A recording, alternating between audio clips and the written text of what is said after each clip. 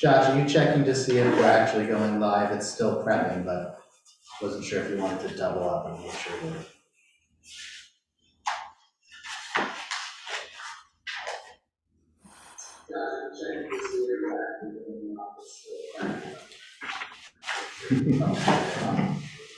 I just checked. Yep, we're live right now. Good. Yeah. Looks good. 2 seconds. All right, everyone, it's 6 o'clock. It's April 21st, 2022, and we are going to officially call this meeting of the Lincolnville Broadband Committee to order. If there's anybody in the audience from the public who would like to make a comment, I'll give you some time to do that. I don't see anyone, but we'll wait a good 30 seconds or so, just in case anyone shows up.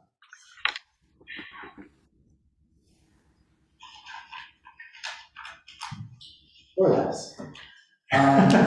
So moving on to the next item, if anybody wants to make a motion in regards to the approval of minutes from the meeting of April 5th, now would be the time. I'll make a motion, we approve the meeting. We have a second. Second. Second by Steve.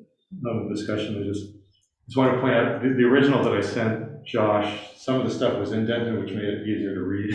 Okay. So you'll see there are like a whole bunch of points under a topic, and the indent was lost. But if anybody has any trouble reading it, you just get in touch with me. All right. So, and since we have people who are remote, we're going to do a roll call vote. Josh, what is your vote? Yes. Arlene? Yes. Stephen? Yes. I thought we were looking at Jay? Yes. Mike? Yeah. David? Yes. And Jordan, I vote yes. Motion is passed.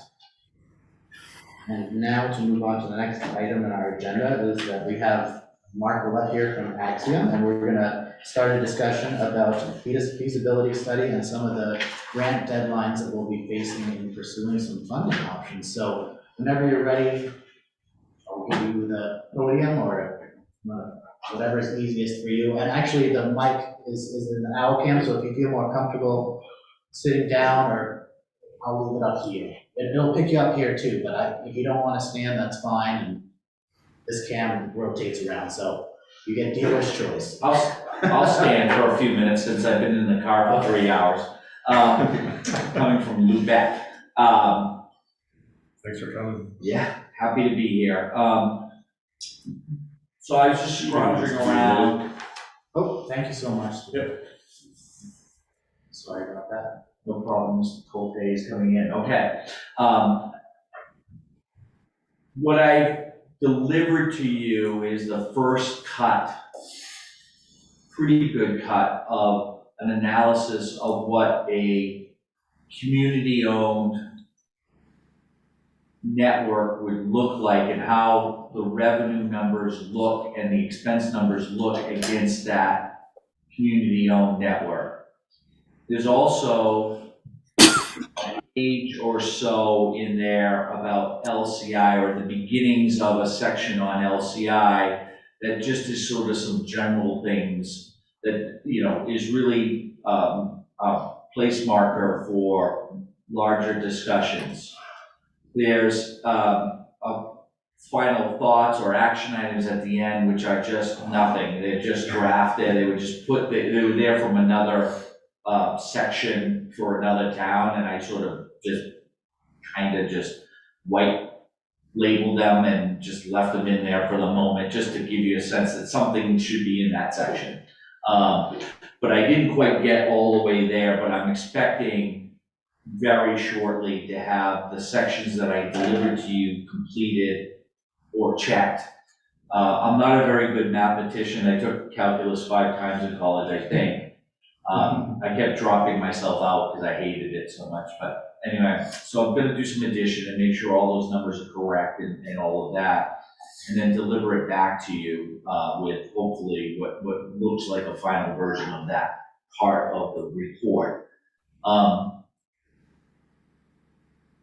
Essentially, it's a pretty simple model relatively when you really drill down into it. There's a lot of numbers there and some other things, but basically does the revenue from subscribers cover the capital stack, the debt that's required for the project to move forward so that you can have a tax neutral plan?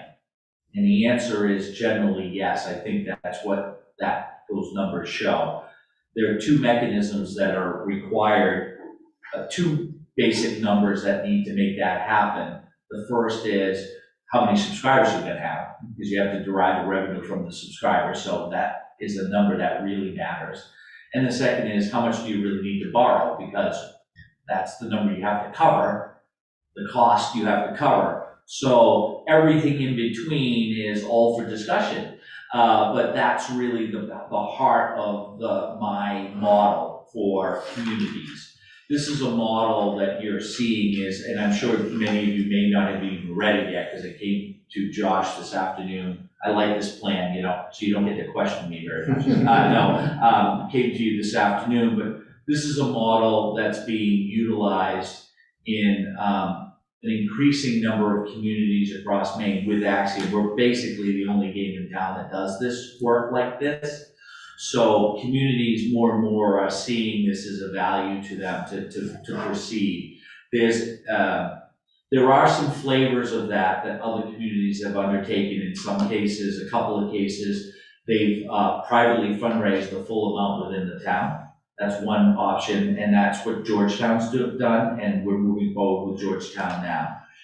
Cliff Island also did that. They raised $350,000. Georgetown raised almost $2.5 million locally.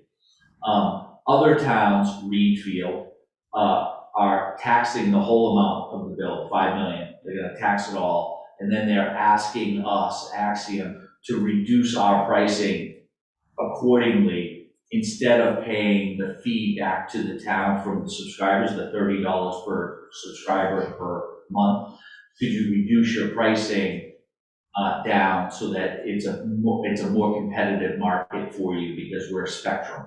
So there's another. So and then there's sort of in between that, like Wayne and Vienna, and then there's sort of what you have in front of you, and this is like a Rousick, Monhegan, where they really want, they're gonna borrow money, and that they're gonna want to get it paid back, and they're gonna try to maximize the return on that investment by the revenues described. So that's all available to have the discussion about. I urge you to read it closely and to understand it. And there are sort of the teacher, right? There's no dumb questions, so feel free to ask any question about that. I mean, I have found that people nod yes a lot to my models, and then they really don't understand them later or under questioning from townspeople or something. It's like they don't quite understand how it works. So, if there's any questions, I'm happy to answer. The second piece is that, I guess, the two other pieces in there that I'll just highlight is there's a grant section in there, and you can take a look at it. A little bit is a little stale, just to be fair. I haven't looked through it all again, but for example, Northern Regional Border Commission is in there as one example. That funding is available this year. There needed to be a letter of commitment by the 22nd of this. So what day is it? Whatever, 21st. So you can write a letter of commitment tonight if you guys like, and then submit something if you're looking for that kind of funding. And there are a variety of others in there. I tried to update I put a little bit of a section in there about the Maine Connectivity Authority. And we can talk a little bit about what I see as the process there for monies. As you may be aware, Axiom was one of the awardees for NTIA, National Telecommunications Information Administration under the U.S. Department of Commerce. There's a recent award of a couple of weeks ago of almost $30 million to the state. We were about $5 million of that for three communities, Somerville, Washington, and Isla Ho. We were also USDA Reconnect recipients for several communities. So we were successful in those grants in 2019 and 2020. So we can talk a little bit about those federal grants that are still sort of swirling around out there. So I'll leave it at that for a moment and maybe just sort of pause, answer questions or go wherever you want to go as a group or not, whatever you think is most appropriate. Well, I just want to hear more about the main connectivity authority and what's going on within the state. So as you're aware, the main, Connect Me, Maine, the current authority is transitioning into the Maine Connectivity Authority. Peggy Schaefer, who's the executive director of Connect Me, is retiring, and I'm hearing August. Stephanie McLagan, who's the second employee of Connect Me, is moving over to the Maine Connectivity Authority. Andrew Butcher is the new president, and he just hired a CFO also, and they're hiring more people. It's unclear. They have $150 million, what they've been told, and they want to get it out on the street. There's timelines to that being spent, so they want to move quickly. The current authority just did their last grant round for $15 million, and that grant round is going to be announced next week at the Connectivity Authority, the Connect Me Authority's monthly meeting. So once that gets announced, that's going to give us a pretty good idea. The timeline is that the clock is going to start ticking for the Maine Connectivity Authority in the next round. I was in the car with Andrew Butcher and Peggy going to Idaho a few weeks ago, and they said, Andrew said to me he thought that the next round would be September. The state has gotten fancy. Used to be you just applied and wrote stuff on paper and you sent it in, kinda.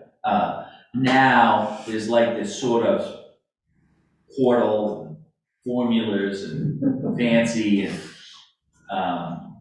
and so that's what this round brought. And what was interesting about that for Axiom anyway, and I'm sure for the other providers, is it gives you a pretty good window into what's going to be successful and not successful, and what are the mechanics of that formula, those formulas, and how do they relate to towns. Every town, so just keeping on, if you're thinking about grants, this next round is very likely, there'll be tweaks, but very likely going to look very much like this round is what I would suggest, since they spent $1 gazillion getting this portal up and running and doing what they're doing. I'd be surprised if they threw it out the window and started over again. I think they're going to use it.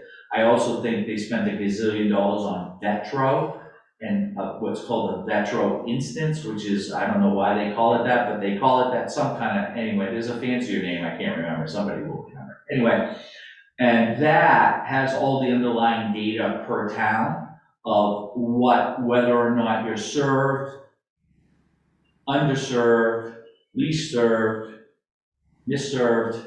There's several categories, starting with being served. Served is 100 over 100 or better. And then underserved is between 50, 10, and 100, 100, underserved. So spectrum is basically underserved if you have spectrum in your community. Yeah.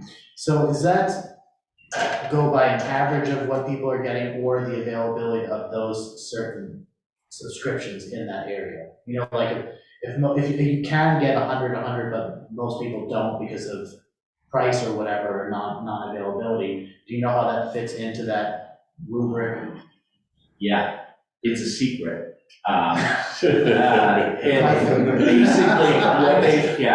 Basically what they've said is they've taken data from several sources, blended it in together, and what you see in the Vetro instance is what you're going to be judged on.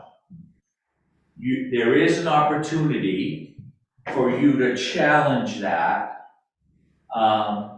I found the challenges to be generally unsuccessful. I mean, even things like our population is not 100, it's 250. Oh well, still go by the data that's in the virtual instance. So you're going to be considered served. I mean, I haven't looked really like lately. I can't remember now, but because you have fiber here, so that will consider you served. And I'm sure LCI submitted that data to the state, as we would in any fiber build. We would submit the data and say, you know, this area is now served. So I'm pretty confident that that's the case So here. ISP driven is how this is being, that's where that data is coming from, it sounds Not necessarily, yes, like. In the beginning, I mean, until there's a Yes. challenge. yes, and the old data that a lot of the incumbent ISPs provided are still in there. Tilson's doing a lot of the blocking and tackling on behalf of the town, on behalf of the state. And so they're doing a lot of the initial evaluations of projects that are going in through the new portal. They're the ones who developed the fancy scoring mechanism and such, I think formulas and such, at least partially. Yeah, I shouldn't say anything too badly about Tilson. We have to get Steve up on that. Yeah, no, it's fine, it's a fine process. Data has always been a problem, not just in Maine, across the United States. It will continue to be a problem. Data will never be perfect. It's chasing the tiger's tail. It is what it is. You can spend as much money as you want. The data is only as good as what happened yesterday, and then it gets stale again, and everybody complains and whines about it. You know, you got to take it for what it is. So the question will be whether or not you could and by the way, the process also involves, before you apply, you reaching out to the incumbents and saying, are you going to build out within the next year? And if they reply yes, then you're done, basically. They will not accept an application from you. Not that you would be particularly competitive anyway. So. I think David's been waiting super patiently. Well, we need to follow up, we'll come back to Are you on the it. same topic? Yeah, Okay. yeah. Vetro, is that a national company or is that just a Maine thing? I've never heard of that.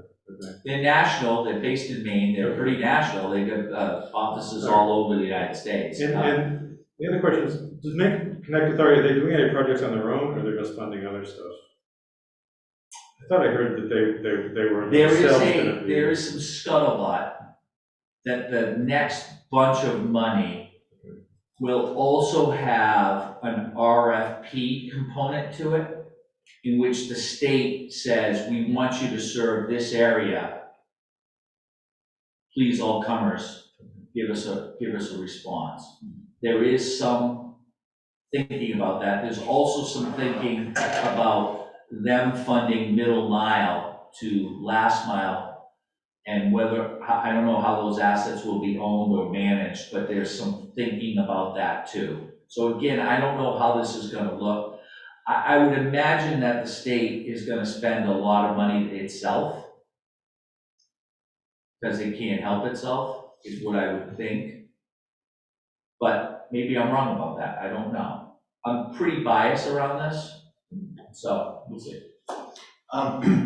I very much appreciated seeing the first cut of this, and I read it through quickly. When you are finishing it, could you focus really on how you analyze the take rate here when you already have LCI? I mean, you look at it costs $3 million to build, it costs so much to bond it. That stuff's going to be easy to figure out. The thing I'm struggling with is how do we project with some confidence how many people are going to switch from LCI, or how do we gauge that? So I'm not looking for an answer tonight, but as you work on this, would you think through that one? Because that's the issue that It's unfortunate, everybody asks me that question in every town, and nobody ever believes me what I say. So ever, and I was in Southport yesterday and getting massacred for my projections there. Are those similar when you already have? They already have Spectrum there, all 100%, and so they were complaining about, or trying to tell me that I wasn't gonna meet my take rates there, that my projections were wrong, except that I do the work every day in every town. and I know what I'm talking about. And I think that here, there'll be two things that allow you to reach pretty good take rate. The first is you have a competitor who is not particularly price sensitive.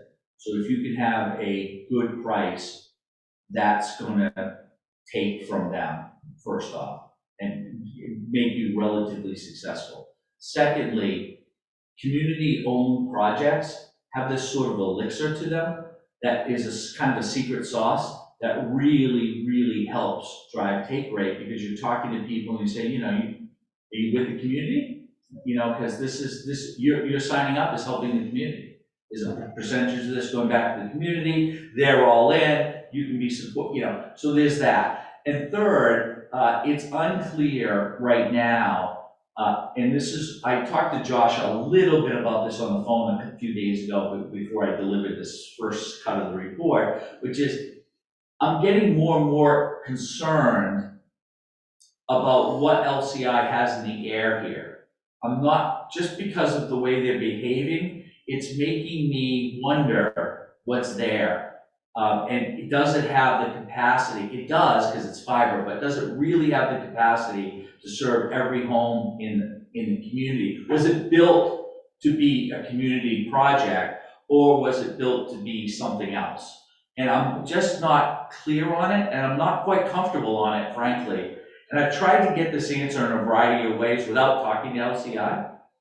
So, and I'm just not coming up with a good way I haven't gotten strong responses. But where the signal's coming from, what's their CO look like, how is that stuff getting pushed through, how do they see their cable network, how do they see their legacy copper network, all of that on the poles, what are they doing? And it's I'm just a little bit unsettled about it.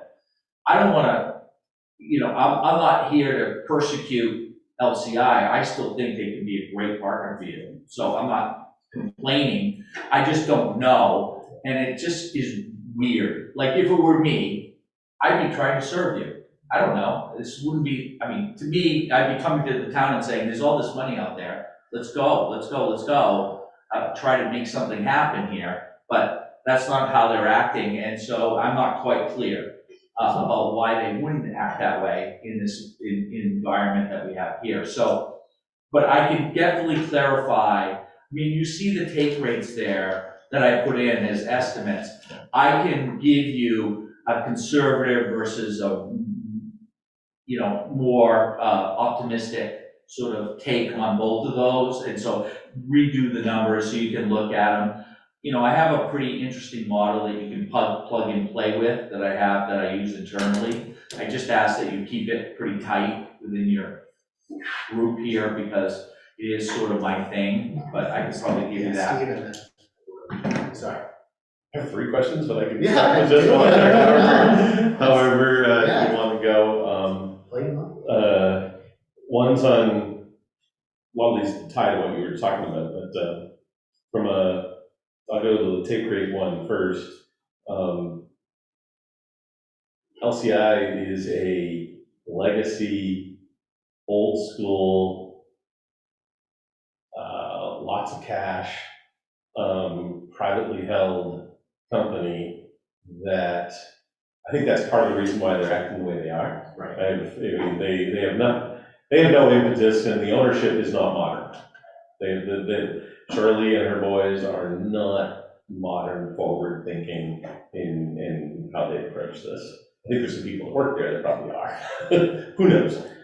That said, they are a company that, from a take rate perspective, if we set a price of $69, they have nothing blocking them from saying, yep, I'll do 50, at all. They could do that all day long, and it wouldn't affect their pocketbook in the least.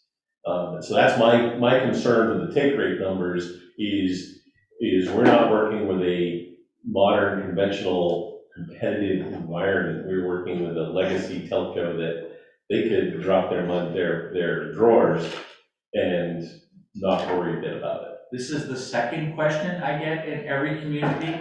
that somehow whoever the so legacy provider is, That's our next they're question. gonna drop they can do it, they have the means to do it, and so far, they've never done it. Any of the legacy providers, LCI is a little bit on their own, they're little stick outs, because they're local and as you described, so I'm not dismissing what you said, but I just had this conversation again in Southport yesterday. What's to stop $1 billion company from charging $10 and taking everybody away again, in case of Spectrum, or Consolidated, which has whatever they have for investment dollars, and providing service for whatever price they want, and they have investors to adhere to. They have a national platform, each of them, that they have to deal with. So LCI is a little different from all those from that case, and so I wouldn't disagree with you, but I think that there's a lot of things holding them back. First, that they have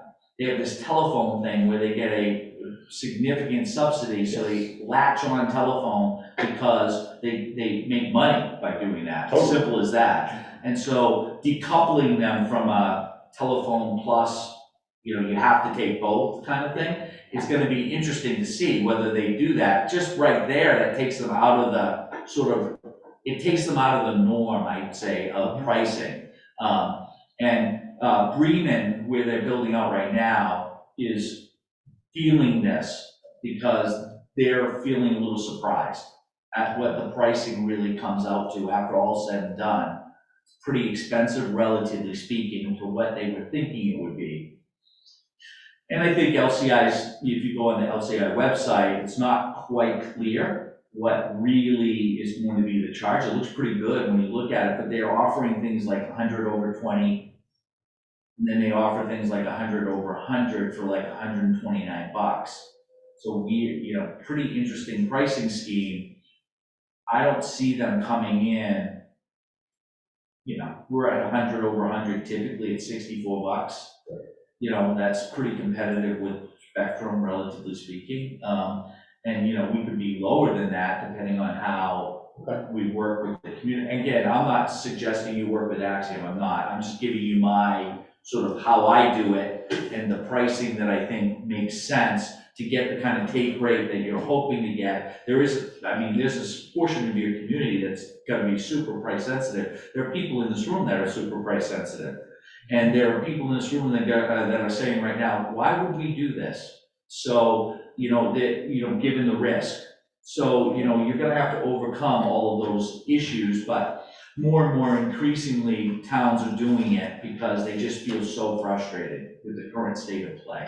So with that, are the incumbents in the other areas you're talking about, do they already have fiber, or are they Spectrum with coax, with cable modem technology and stuff? And leads into my second question was around, and you already mentioned it earlier, about we'd be non-competitive in some of these public funds that would be available. Is it your view that because we have, regardless of the quality of the service or the price of the service, that because there's fiber on our poles, that an overbuild of existing fiber is extremely unlikely to get funded? Correct. Simple as that. The state is $150 million, we're pushing right now.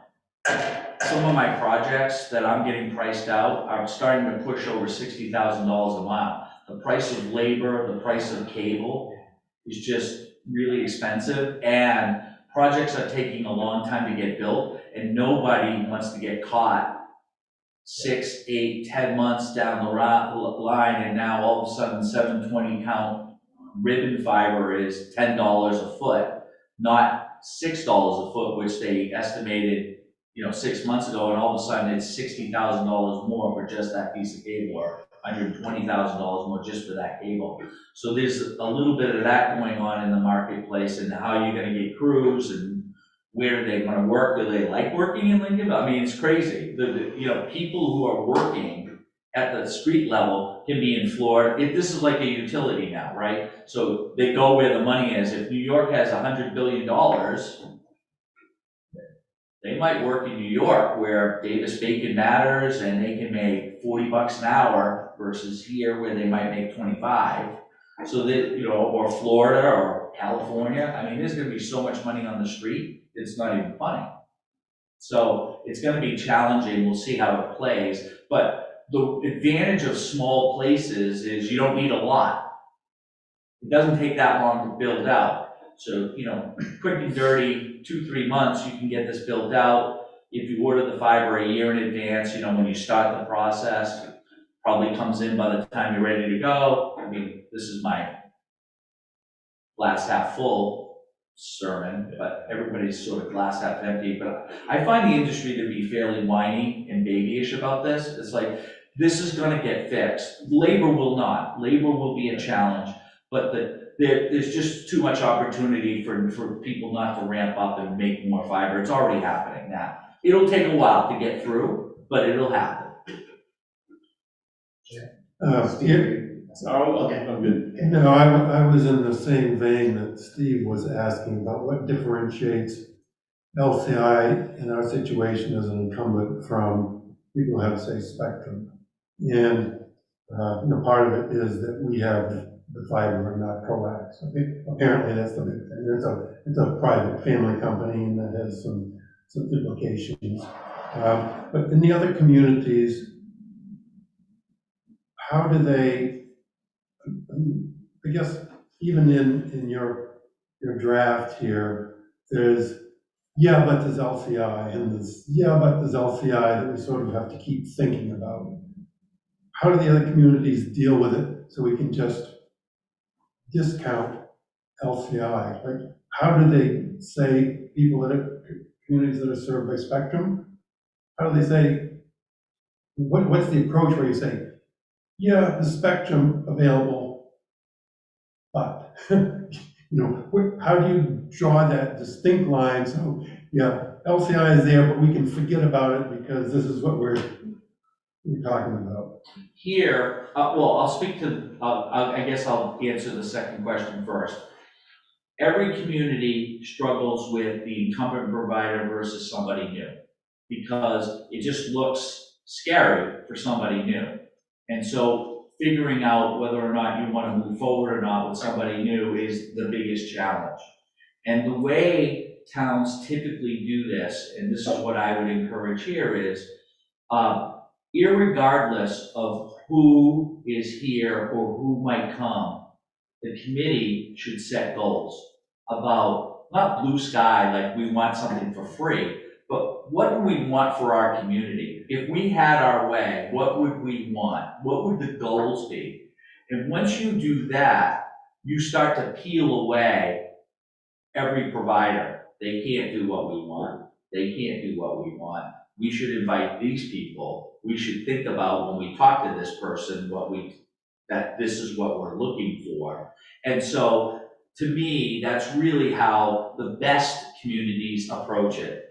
So that's some of the things that you've outlined, the advantages of a community-owned system. Maybe I want equal access to all. Every home should have the same opportunity to get the same level of services every place. Future-proofed and so on. Future-proofed, so on and so forth. I sort of give you some clues in there of the way some communities think about it. Others might have different, there's others, the worst situations that I'm in one right now planning is they want to see everything and somehow some miracle is going to happen and somehow through all of they're going to come to some place.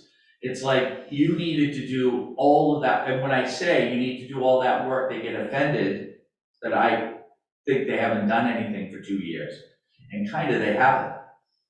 So maybe they should be offended with me saying that, because it's like, if you can't get to a place where you feel good about what you're proposing to your town, then how do you think the town's going to react to you saying, oh, and there's this, and there's that, and this, and that, and we all need to think about this. It's just not going to work out very well. So you need to think about, and I think there's been some strong opinions on it. I mean, I don't know you guys that well, but I've been here a few times now and heard from people. I mean, I think you have, first off, I think you have really smart people on this committee. I'm not just blowing smoke up your skirts. I think it really is true. You have some really good thinkers here. That's an advantage, really, literally. Secondly, I think you have some people on your committee that have very strong opinions. I think that's an advantage. I actually don't think that's a disadvantage. Both sides need to be challenging each other. You need to be working through problems. You need to get to the other side here in this room, because out there, it's big, bad world out there, even in your town. When you invite the public in, it's rough. It can be rough, you know? So, and you know, you've been toiling with something for however long, and then all of a sudden you should present something like, this is gonna be great, and everybody goes, no. So, you know, you just gotta think through and get to those goals, I think will really help you. Here specifically, same thing, but this LCI thing really hangs over you. And I think I wrote that in an email a few weeks ago, and somebody, it may have been Steve, and it may have been, so I can't remember who it was, you know, like, here's what you're facing that's a challenge from my perspective. And the way to get LCI out of the way or keep them in the tent is to talk to them. You're gonna have to talk to them. And the way you needed to do that, from my perspective, is to know what the price is to build out a new system, so that you have a sense of what you're doing when you talk to them and you have some grounding. I could be there, you know, of course, I'll be there to help do all that, but I think, to me, that's where you need to be. You need to have that conversation next. Now, I'm interested in taking some advice from the committee about how we do that, and how that might happen, and when, and all of that. But I think we need a little bit more digestion of what's in this thing that I've given you, but generally feeling that's where our next steps are. Yeah, Josh has a question, I'm gonna go to David. So Josh. So we've only heard from their salesperson, Alan Hinsey, and Randall has joined him on occasion to talk about technical aspects of the build. But I don't know how helpful it is to just talk to their salesmen in public meetings. Do you think it's possible that the actual decision makers at the company would come to a public meeting and have a frank discussion? Is that even helpful? What do you think, Mark, since you know them more than we do? No. There's only one decision maker, and she doesn't go anywhere. So why is that? Well, you have to ask Shirley. Old school. Yeah, depth. The Manning brothers are good people. If you didn't know this, I enjoy them very much. I think they're straight shooters. Relatively speaking, they're good people. They care about the communities they're in. They are not ultimately the decision maker. So they're the best you can get that's above Alan in the room to at least have a discussion. I or you as a committee can make that call, that's not a problem, and I can say to the Mannings, you know, we need you at a meeting, these guys are super serious, and gals are super serious about exploring this idea, unless you're not serious about exploring this idea, which is another question, right? Like, what are we going to be asking them is the next sort of set of things you need to think about. Digesting this thing, what are we going to ask LCI, and how do we get there with them? Because I think the place where it gets uncomfortable with LCI, let's just fast forward, all's great, they're all here, everybody's singing Kumbaya, and you say, okay, we want to serve everybody, yep, fiber, yep, we're all in, great. How are we going to find the $1 million? I'm making this up. How are we going to find the $1 million? Well, we're going to publicly try to get public money to pay LCI to own an infrastructure project in our town. That's where it gets weird and difficult to have that conversation. That's not to say it can't happen. It's not to say that towns don't do this. They do, but you don't feel like the town that's going to do that, to me, at least initially, without some thought into thinking, well, is that really it? Because where else is the money going to come from? If it doesn't come from the state, federal programs are super challenging, and you don't look good at federal level either. So, you know, I think your better play is to be in Maine. What I've been trying to say to Peggy and to others at the state is places like this really, really matter. Because places like this, I know the state doesn't really get it, but there are sort of two places in Maine that drive the whole economy, right? There's a reason people can live in Aroostook County, and it's because of places like this. So places like in the Mid-Coast and Portland, they're the ones that drive the Maine economy. And investing in places like this, you get a much bigger bang for your investment dollar than you can in some of the more rural communities. Now, I don't say that out loud everywhere I go. I was just in Lubec. I would not say that there. But economically, it's very clear if you look at the numbers. So I've been trying to make this argument. This is not going well. But I've been trying to make this argument because I do think that your community is stuck in some ways. This ties back to Jay's question, like, when do we draw the line with LCI? And I thought we kind of already had a good strategy, which is, with your help, once we get confident about what our publicly owned system will cost and how it'll work and how well it'll work, at that point, I just see us going to LCI and say, beat this, and offer us, something that's compelling. And I'm open to them succeeding at that. Who knows what they're going to do. And it's not only just making sure we're, spending our monies wisely. I think a lot of townspeople are going to ask, what's wrong with LCI? They help pay for the fire station. They went to high school with whoever.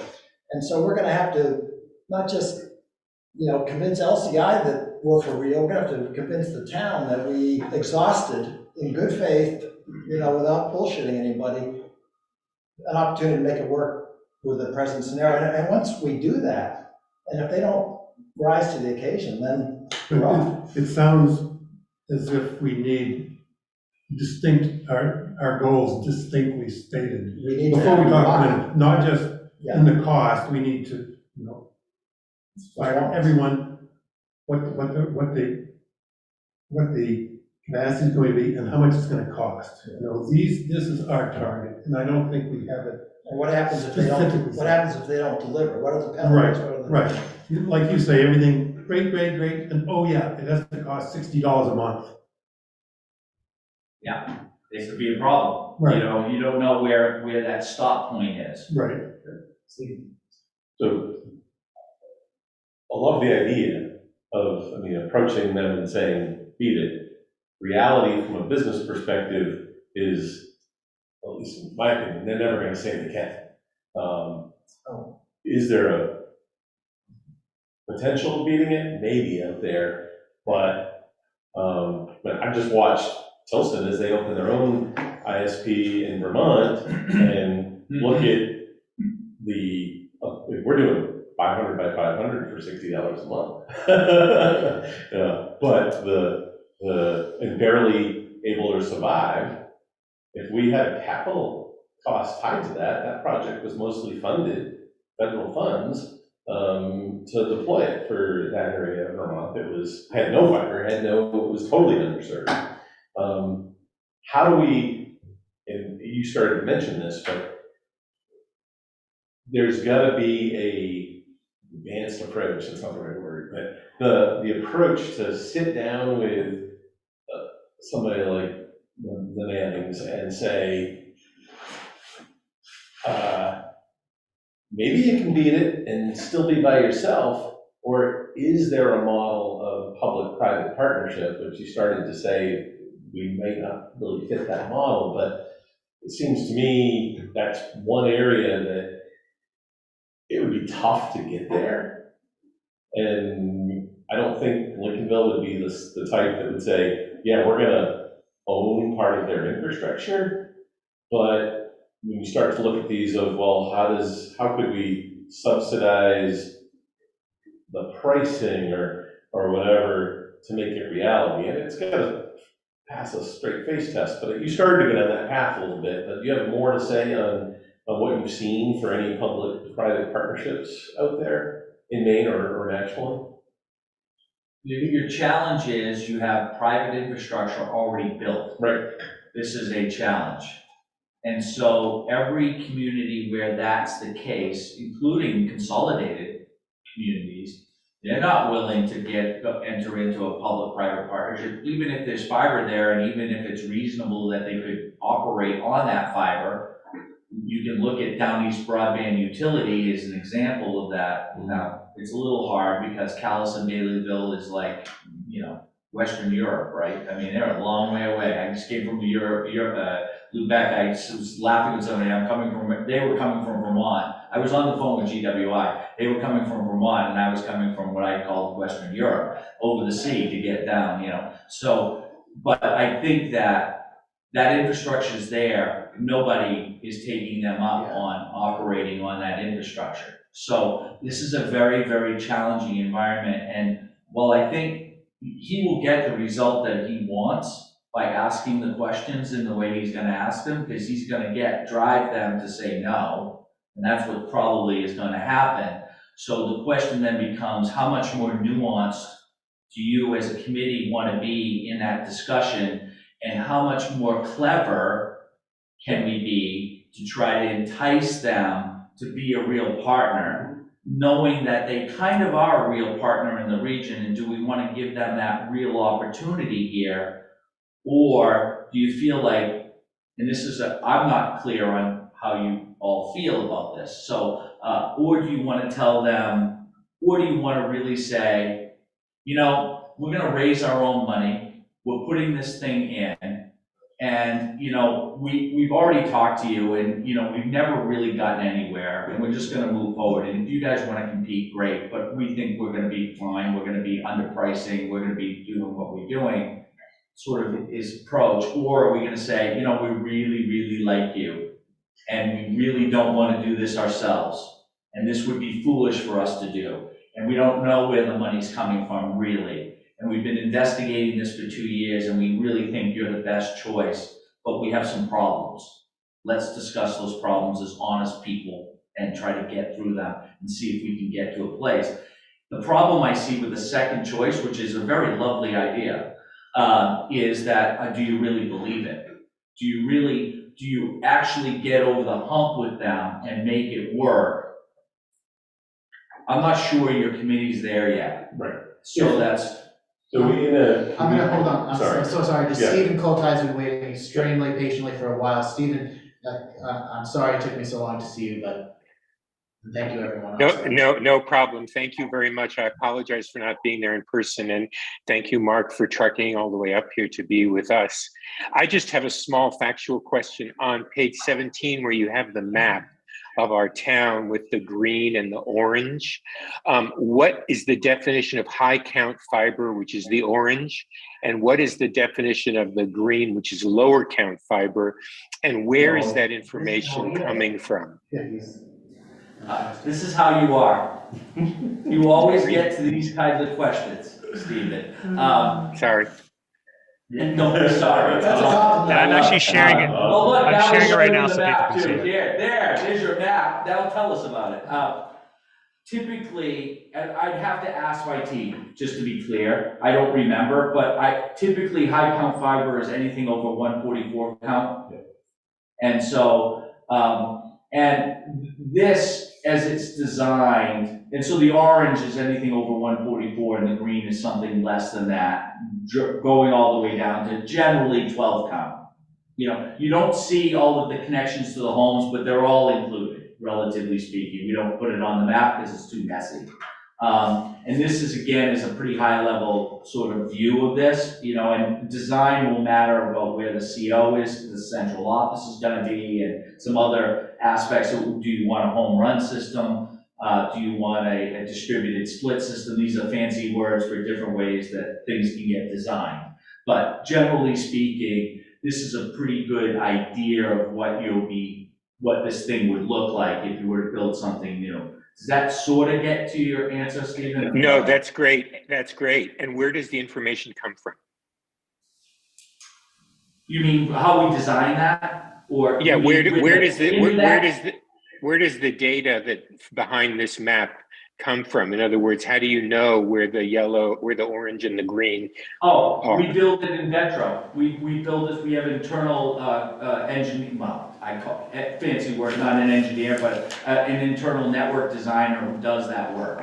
And so we have all of the data behind it. You could see what all the fiber counts are, the feet, all the different elements are all, and you can kind of see it generally. Well, it's one big number, isn't it, in the budget? It's like, and construction is 1.6 million. And here's all the other things that are all broken down for you nicely, except construction is 1.6 million. So we do have the numbers behind that. Josh, you have your hand up, and then we'll go back to you before the board. I just a follow-up on this, So I would love to just ask a question, and we don't have to do this right now, but I'd like to do it at some point in the meeting.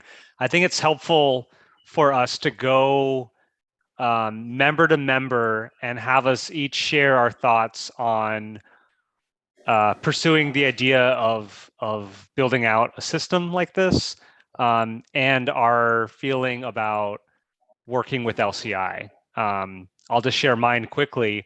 Well, first of all, we should absolutely have a comprehensive discussion with LCI. For me, anything less than a contract for at least 20 years where there's a certain price ceiling that's, tied to inflation, minimum 100 over 100, it has to go to every single house. Anything less than that, I don't think we should support. And what I love about a municipal system is, as long as we have the political will and courage as a town to do this, it seems like it'll just work. We'll be done. We'll build it out. It'll last half a century, maybe longer, and we don't have to pull our hair out trying to make a project happen. So that's my sense. I don't know if committee members want to share now or go back to the previous discussion point, but I think it could be helpful if we talk. I think I would like to let Mike get his question in, then Stephen finish his train of thought, and then we can double back and get everyone, just because I don't want anyone to feel like they were left out here. Yeah, but so follow up on the map. Steve sent us a map with LCI coverage. If you can send this in a format that I can overlay, like a KML or something of your orange and green map, it'll be interesting to see how much of that is already there. It would come in KMZ. Yeah, it's fine. Yeah, if you could send that to us, thank you. Sure, I can think we can manage that, no problem. I can't do that. Yeah, but Somebody will just do that for me, and I will send it to you. Stephen. Mine was only really going to be a comment, and I totally agree with your view that it's all smoke and mirrors and lovely fuzzy to think they'd come to the table and offer us great things. My view is, unless we pursue that to some level, our chance of succeeding with the voter later on is next to nil.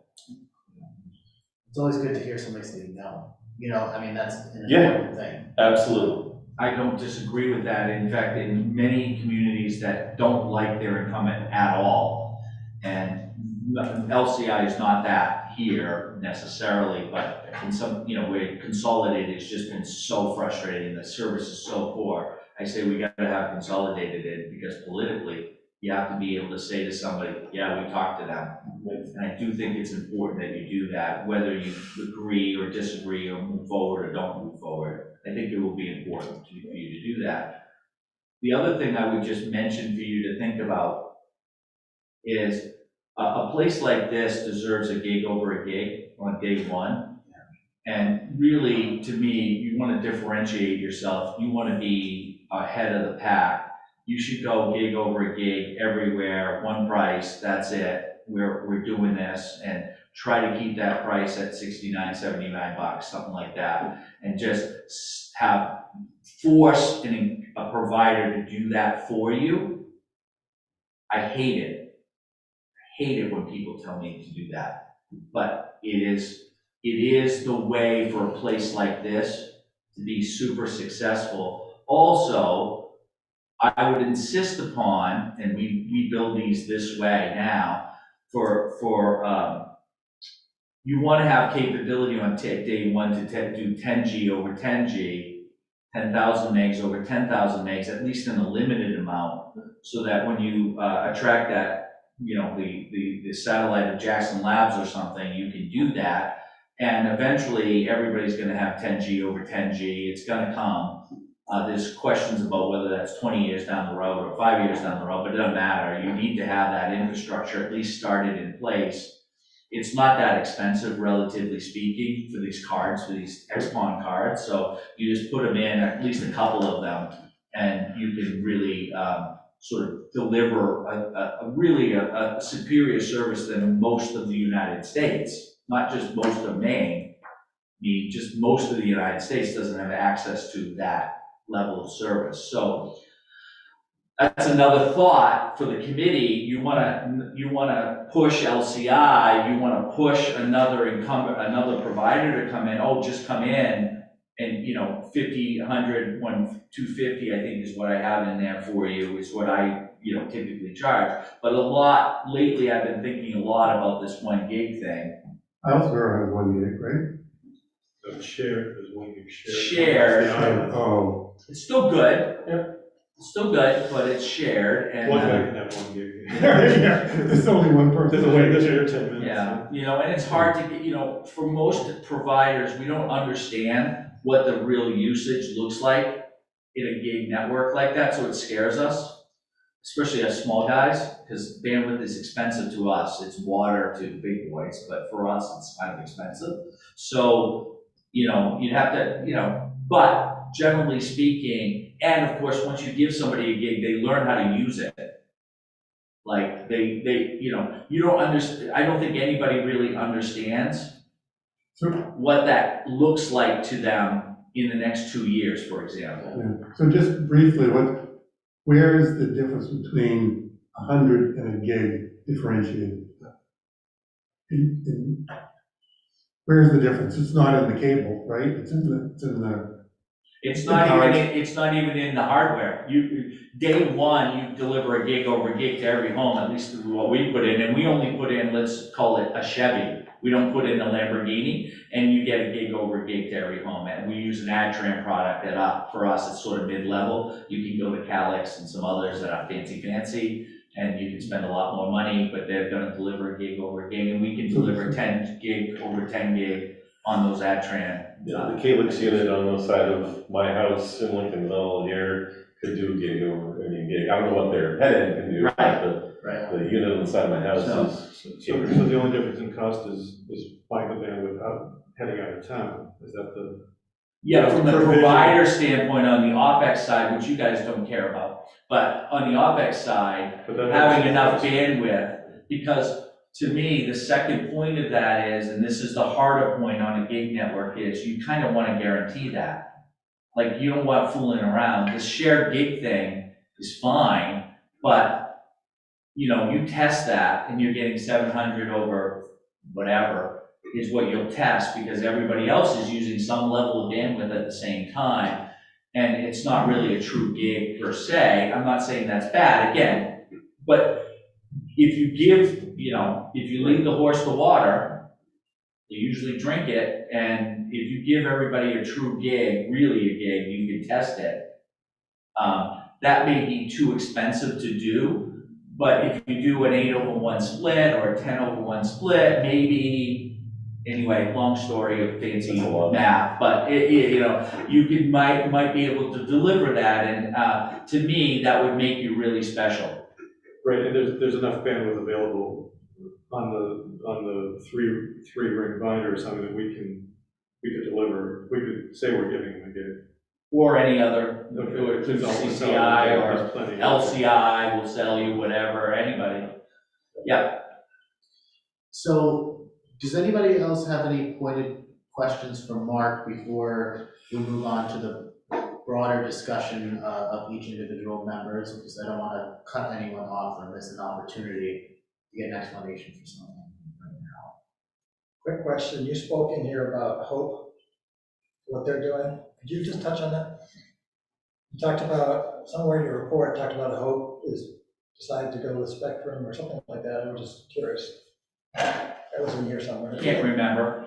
Sure. I'll ask you about it later. Ask me later. Okay, good. I just wasn't aware. I'll look it up while I. No, it's good. I was just curious. Okay, so on the question we had discussed about building out, overbuilding, I don't know if it's versus LCI or just getting everybody's opinion. Why don't we start with our remote members, and Arlene, if you're, not to put you on the spot, but if you're ready, maybe we can hear your opinion on this. And then go to Stephen and Josh. Okay, so you want my opinion? Absolutely, yeah. Okay.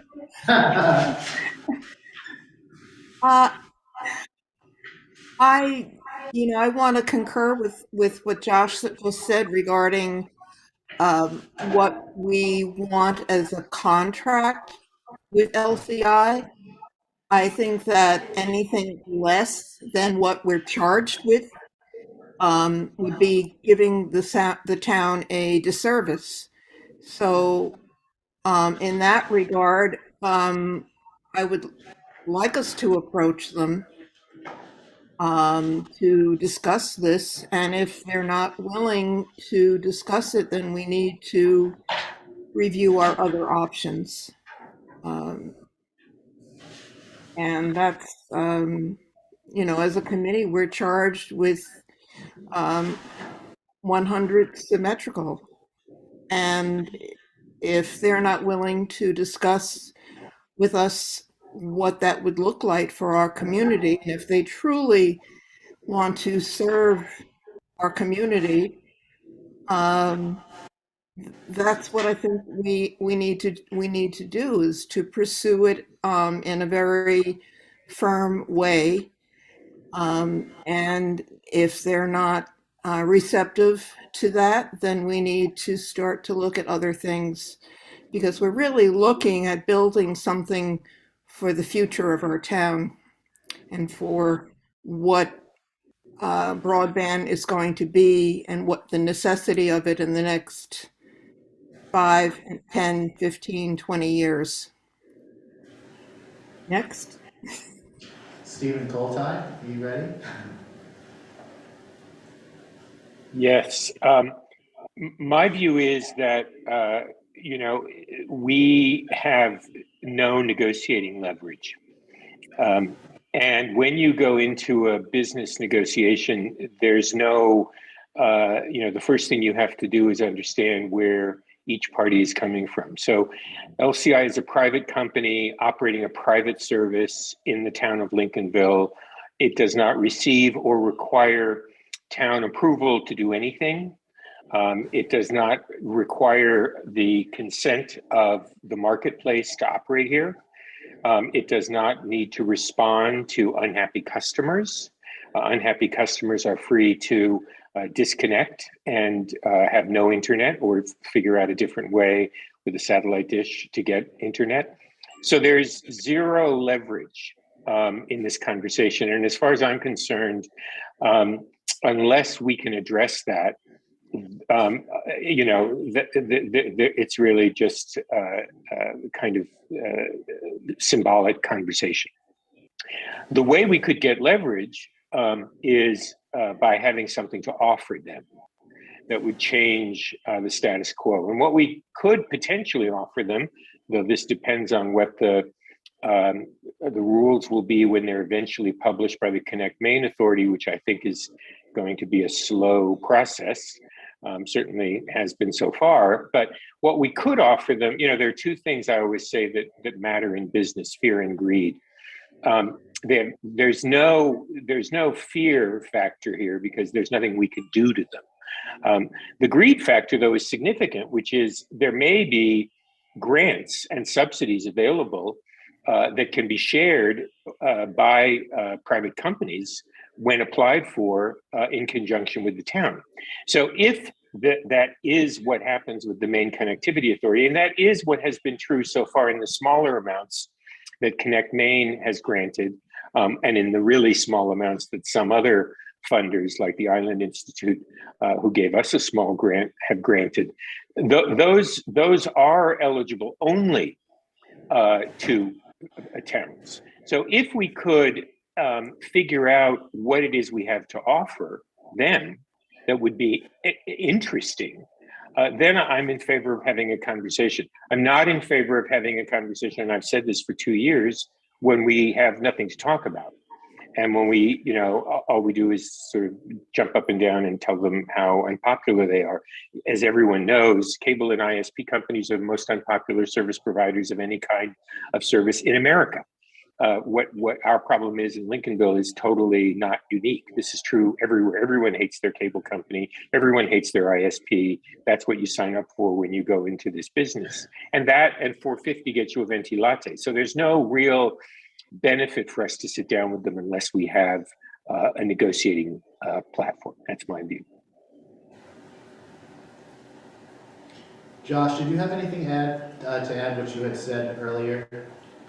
I guess I should also add that so the Midcoast Internet Development Corporation, they had their board meeting on the 12th. I guess we're going to be talking about that later. So I guess I'll hold off on mentioning that. Until So we get to that agenda item. Right? Yeah, I'm good. Steve Hand, would you like to offer up your take on things? Sure. I think a few people have said it, but I think Lincolnville's in a really unique situation compared to totally underserved communities around the state and around the country, in that there's already fiber on many of our poles and many of our customers have it. Repeating what other people have said as well, that I'm sitting on the Rockport Broadband Committee in the past where there's many carriers available to people, and when we questioned the Rockport folks, it was everybody hated their carrier, no matter who they had for a carrier. Exactly what Stephen just said. And the ability for us to sit down with, I think we have to sit down, and it's not a question of do we or don't we, and to me it's a must that we sit down, and you could even leave everything else off the table. If we don't sit down with them, this would never pass a funding question with the townspeople, in my opinion. The ability for us on our own to get subsidy, in my opinion, is next to nil. So we're talking, would you have to do something that would be totally funded out of the bond? That's that. And then I do feel when we sit down, using Stephen's word of leverage, when we do sit down with LCI, we need two things. We have to know what it would cost us to build a system, and we have to have the products that would be offered estimated at that point in time as well. And 100 by 100, it needs to be our baseline, but we have to include 500 by 500, gig by gig. Those are becoming the norm. As I mentioned, the company that I work for, Tilson, and our broadband in Vermont, it's 500 by 500. There's only really three offerings: 500 by 500, gig by gig, and 10 by 10. Are the only three offerings. And so we have to know what it would cost to build and what our offerings would be. And if at all possible, we need to know what public-private funding opportunities might exist where they wouldn't potentially exist as a standalone. Jay.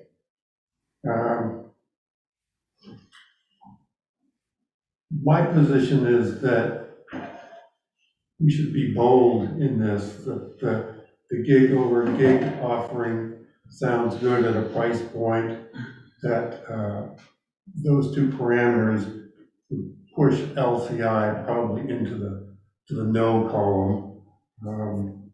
And to me, $3.5 million to get a community-owned broadband system to every resident in Lincolnville seems cheap. I was surprised at how cheap it was. I'm not saying that money is easy to get, but it seems like a really good deal. And I just think we should be bold about this and push the limit. Go for it. Yeah, I've nothing to, and I have not been on here long enough to have had earlier rounds with LCI, so I'm open to talking to them. Understanding it's going to be difficult to have any leverage, but at least to start a discussion. And like people said, I think it's necessary. But I've never been burned, so they haven't been burned. Yeah, the public-owned option from a personal perspective is where I come out, but I don't really think that's the issue. I look at that first, here's our committee, and we kind of all are like-minded, and I have a sense that we're probably not geeks, but kind of out of the norm. If you walk down the street and ask somebody what they thought, they probably wouldn't necessarily be right with us. And then you have the selectmen who have to approve whatever goes to town meeting, and then you have the town meeting. And then you have what the general community feels like once this is all over. So, if we figure out what we're doing, you help us get there. To me, that's the part that's going to be like swimming with the current. But then, and this is where the LCI thing comes in. How do we adeptly manage something so you do get buy-in, you do get understanding? Because, of course, $3 million to have 30 years worth of, that's like a no-brainer. But for a lot of the community, they're going to be like, what? $3 million? $3 million? What's wrong with LCI? So I just hope once we figure out more of the mechanics of this, we figure out that those more, whatever you want to call it, social aspects. The details. Because that's the part I worry about. So, I feel like we're almost on year 3. Maybe it's been 2.5 of working on this, and I've always been very impassioned about how I felt about this. And, my mindset on it has evolved and will continue to be evolving. And I think that's really important. And I'm not pushing this on anyone that, yes, LCI is a part of what's going on, but I don't think that they should be our focus. I mean, it's almost like we're on 2 parallel roads and we're both running a race. And I think it's almost also like, when you go for a job interview, think about what you want in life, what your goals are.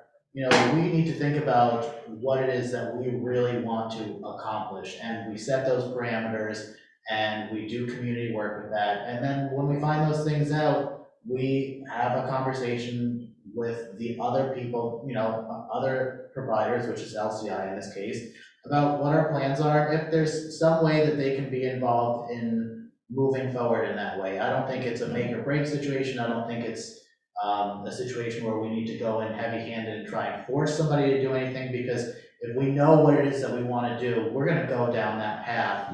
And it's not to the exclusion or denigration of another party.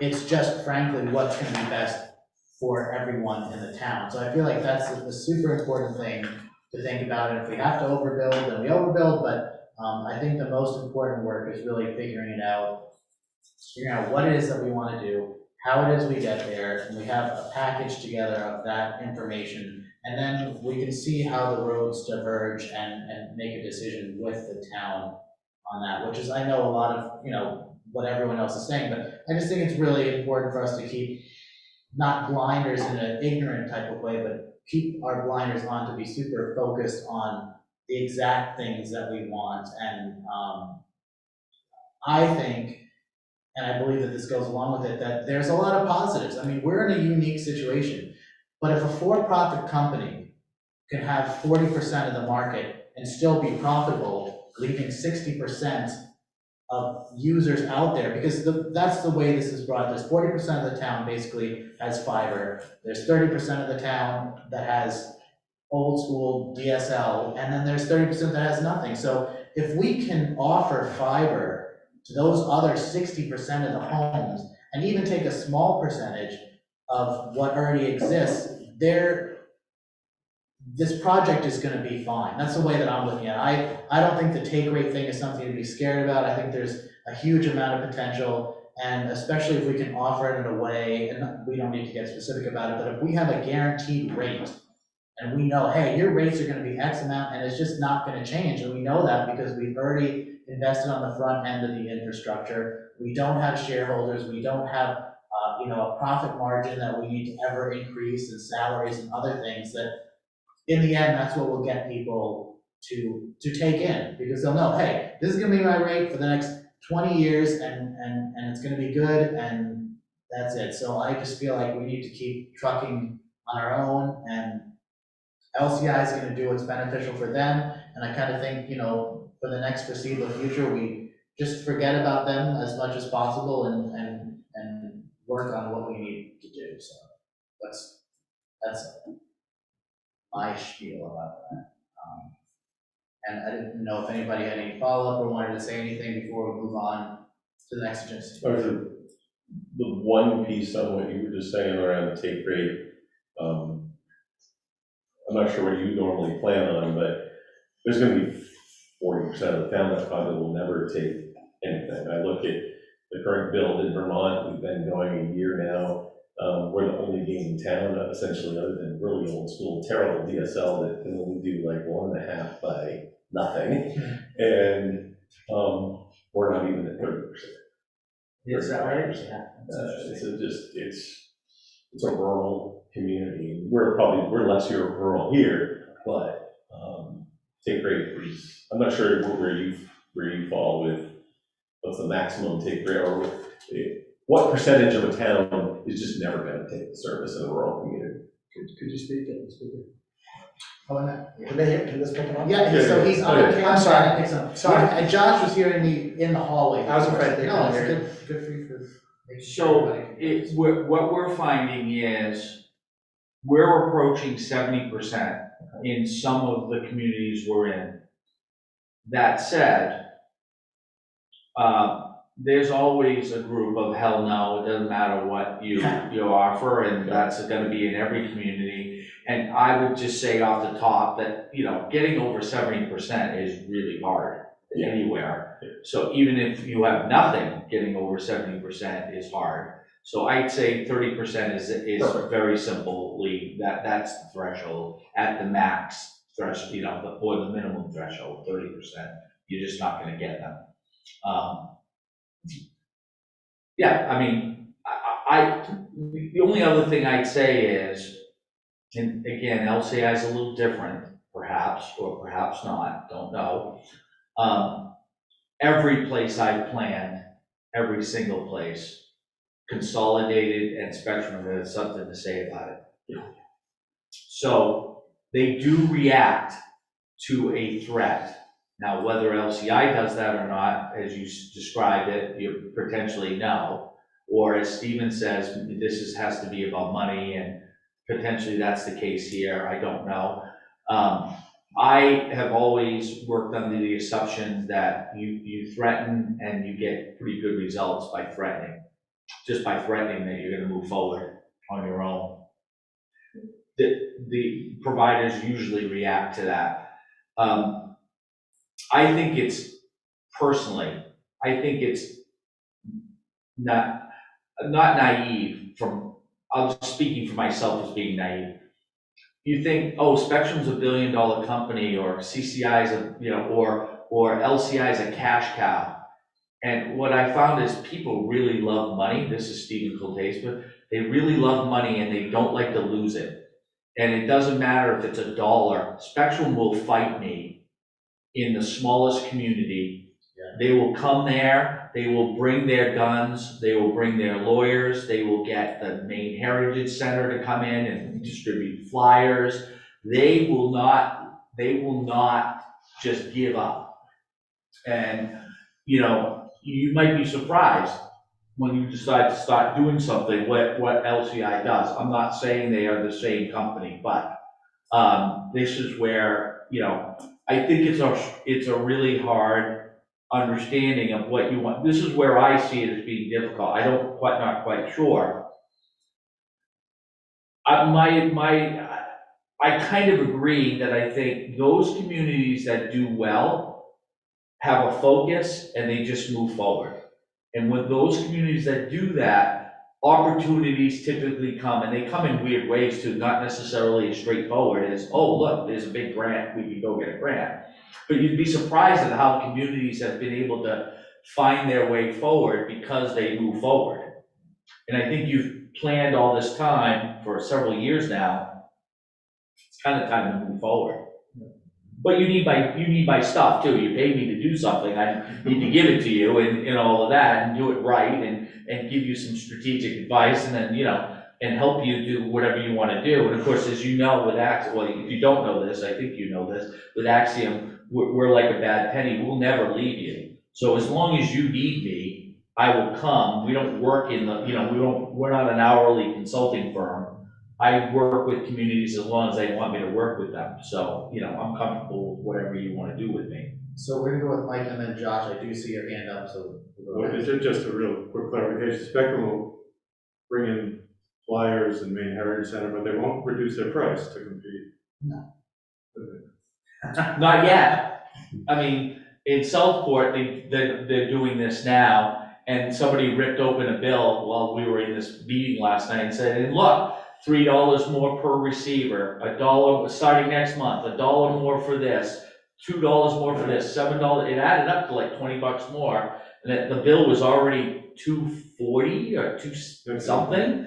It's, I got an idea from it, I don't think I paid for that. Yeah, I mean, I've not seen them reduce. What you get with CCI with their new Fidium thing is you got a pretty good competitive price for 1 year, and then they clearly tell you it's gonna go to this price after 1 year.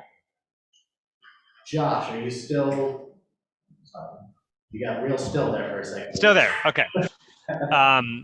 So if we decide to go this way, if the town decides to go with building out our own municipal system, I mean, I'm personally committed to knocking on every single door in Lincolnville and pitching this to every single person. And I'm sure a number of you will happily join me on, holding a clipboard and saying, hey, this is what we're trying to build. Mark, how is that common in these towns that every single door is knocked, not just a flyer, but actually conversations? And in those cases, is the take rate substantially higher or what? It gets weird and dangerous to do that nowadays. So you have to have a certain constitution if you want to do that. Politicians or people like me are used to doing it, but it is getting weirder and more uncomfortable and more difficult to do that. But yes, communities that have unslick material that's really straightforward and neighbor to neighbor conversations tend to do quite well. Because I think it's I think people, especially today, as we sit here today, are into we're all in this together for the most part, and are believers. People want to help their community. They're just frustrated. They don't know how to do it. So giving them, hey, how about just buy service? Help the community and buy fiber service is a great message. I had somebody walk up to me again, I'm sorry to use this example, but it's just right there, in Southport yesterday and said, what if I buy all of the subscribers right now, today, that you need to make this thing work, and you pay me back as the subscribers come onto the network? I can do that tomorrow. I'll make some money off of you off this. I mean, like, people are starting, they just started to think, oh, hey, I can help in some way to make this happen. I mean, and I'm not suggesting that happens here, but it's amazing what happens when you start moving down the road. People come out of the woodwork, and not everybody, you've got haters here, because every town does, and there are 25 of them, and they freaking hate. They're like, no, hell no, I'm not for babies. I'm not for, however many, right. I'm not for babies, I'm not for anything, I'm for lowest tax possible, don't spend a dime, I don't care about the school, I don't have kids in the school, I don't have kids in the school. Is all, every town has them, it's perfectly fine, they're perfectly fine people, but they are who they are, you're never gonna convince them, I don't even care about them when I go into a town. Let them scream, there are only so many, and it's gonna be what it's gonna be, and you just move forward, but, you're gonna have to think about all of that, how that works. I run my business like a campaign. I have campaign signs, call Axiom for service, community broadband. I have flyers that's, have the label of the community, the town of Lincolnville, with my stuff and all together, and, I mix and match and I do whatever it takes from a campaign standpoint to bring people together and try to get to a result. I'm not perfect, I'm just a kid from Biddeford, so, I'm doing my thing, but generally speaking, there's that elixir really works. It's not everything. Price will matter, delivery of service will matter, what their neighbors do will matter, all of those things will matter, but, I'll just use, we'll use, I don't know, who's important here? We'll use Josh, he thinks he's important. So Josh, if Josh says I'm for this, he probably has some level of following, right, as a select board member, right? He'll have a group of people who'll be with him because Josh says, be with me. I've investigated this, that Stephen Colte will have this, you'll have this. The people will have this, and you start to build this sort of coalition. This is how I see it. It's a political campaign. You build this coalition, and it's neighbor to neighbor. That doesn't mean necessarily you go door to door all the time, but you have villages here, you have little sections of town where people sort of run the show. I don't mean that in that way, but like if this person in this part of town speaks, you're gonna get a good portion of that part of town. They know everybody over there. They've lived there their whole lives. They're important, whatever it is. They don't even have to be, it's not about money. It's just influential. So that's how I look at it. So I look at strategically trying to find who these people are and all of that. I just do a political campaign. That's it. But, I think you have a good option here to move forward. But it's not me. I think, if I put some pricing in there for Hope. This is what's being offered by LCI in Hope, a new town. I didn't like it. I was like, that's why I put it in there. I was like, wow, really? Is that really what they're offering? I couldn't believe it. Somebody told me this and sent me the numbers because I didn't believe it, actually. 129 for 100 over 100, 129 bucks for 100 over 100. Ouch.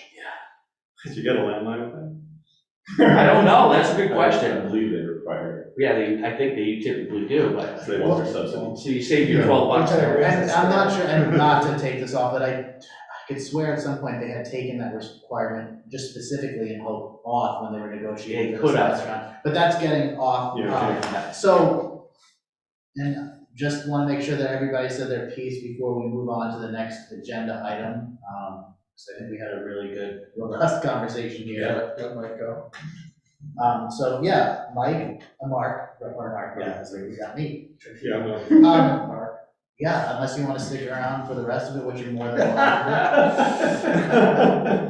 So you can listen in the car. I feel like the principal letting you on, I think you're free to I am. make that Pretty drive. well. Yeah, Really? definitely. And we always appreciate your time, and Yeah. now that we Thanks have for this coming set in. up, you should, well, we appreciate you being here, but we can also, I think none of us would feel terrible if you were able to do this from the comfort of your own home and not have to take a drive during the night. Right, and if you ever want to crash here at night, I got extra beds to go to rest.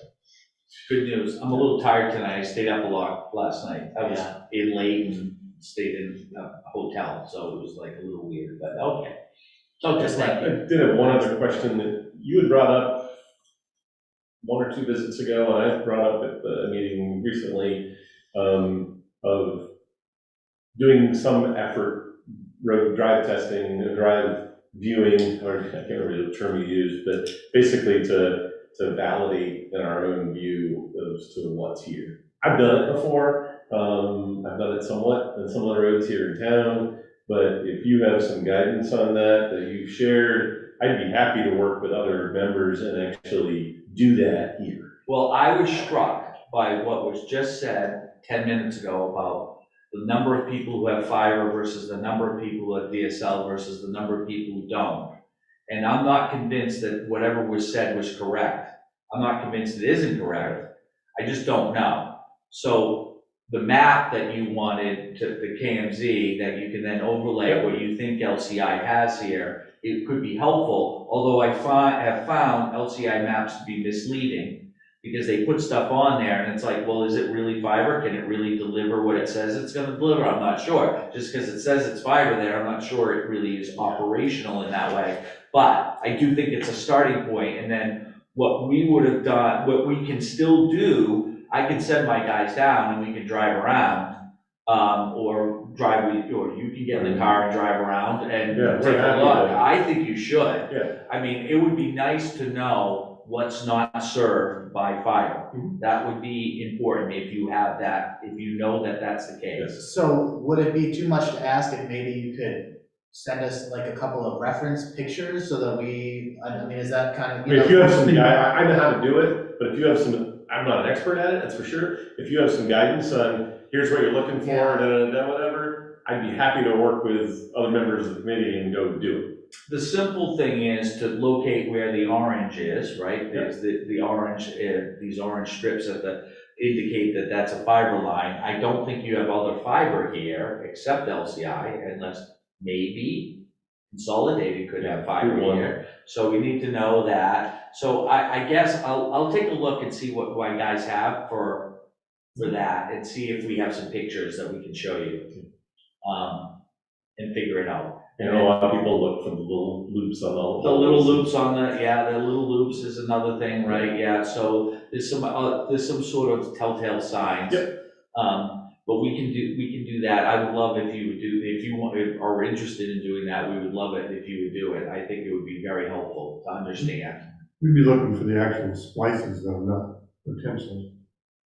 No, if the fiber runs, we want to know where it is, because you're disqualified from those areas from building from a state funding standpoint. So you want to be regardless able to. of whether there's This goes back to subscribers there or not. Stephen. This could go back to Stephen's point. Not that you're into LCI, but this could go back to Stephen's point. If you really know that 30% of the town, generally speaking, 30% of the town doesn't have fiber potentially, that's a big number that can get funded, that you could use a carrot to get LCI to maybe do that plus the rest, maybe. Again, I'm not saying I didn't sound a lot of love for LCI in the room, but just saying, or some other provider, right? You're gonna go for a grant and you're gonna work in a public-private partnership of some type, and you can go get this money. And I think if you don't take advantage of September, it's unclear what happens next. So,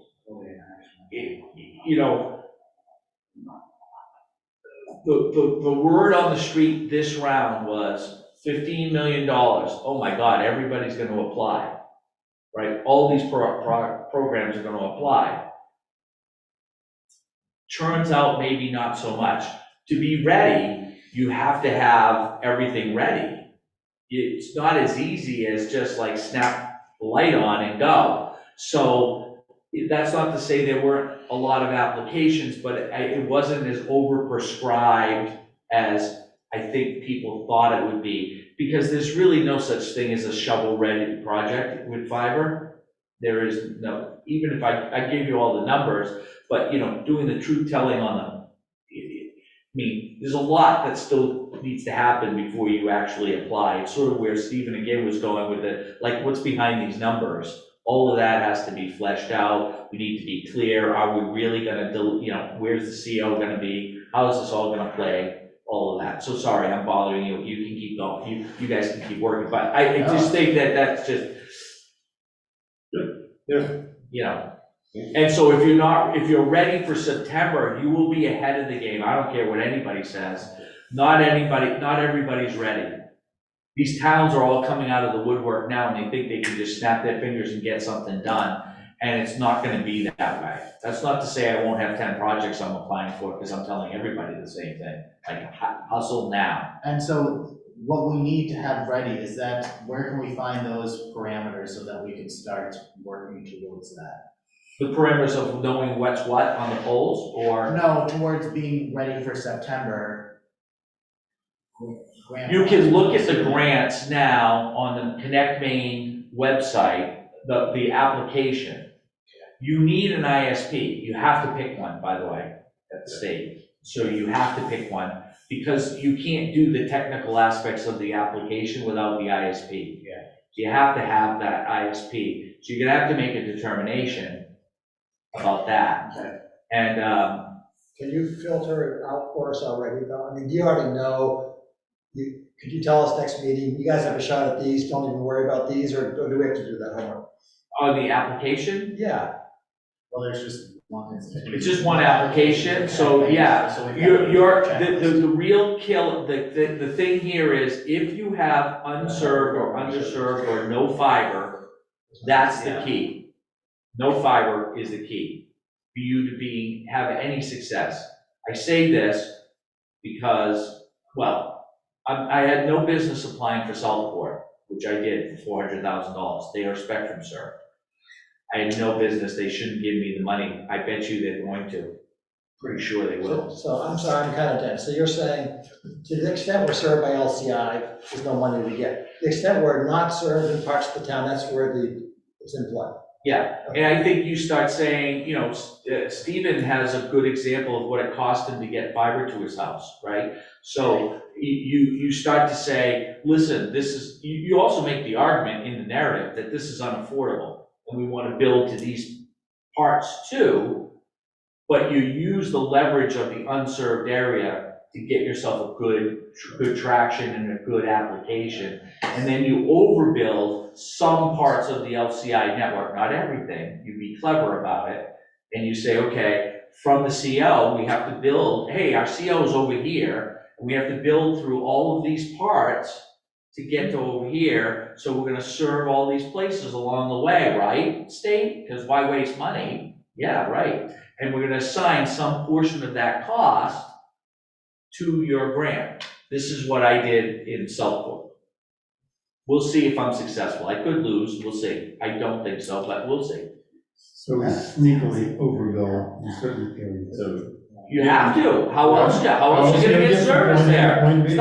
It's sneaky, but it's not. I mean, it is what it is, So strategically place it. This is where I say, I just gave you 20 other things that we need to kind of think about. It's just sort of cascades. It's not as simple, that's why starting right now and getting to decisions and to get to September, you don't have very much time. This is gonna have to happen very quickly over the next few months, just to put an application in, if you're eligible. And then we can do a little work on the formulas on what that looks like. We can plug some numbers in and sort of figure out, you're gonna be priority 2. You're not gonna be priority 1, which is the top priority. I don't think it depends. You might be priority 3, and if you're priority 3, which is the lowest priority, you go, is it worth putting our neck out for this? I'm not sure. So we can try to see what that looks like. So the drive testing is very important. Very. Very important to get it done. I'll try to send some stuff on that. Yep. See what's out there. Okay? All right. Absolutely. Okay. All right, thank you. Thank you all. Thank you, Mark. Safe drive. Thank you, Mark, for coming. Thank you for having. It was fine. I was in the car anyway. So next time it'll be Zoom. That's fine. No problems. All right, so let's get started talking about the speed test and the description on the town website. Yeah, if you in control of the screen. If You want to go to, Josh, are you able to take over the screen once again? I will request my ignorance in that part. Yep, Or should I just open it up? How's that? I think I can. That. Can you go to heywhatsthat.com/LBBC? Yeah, 1 second.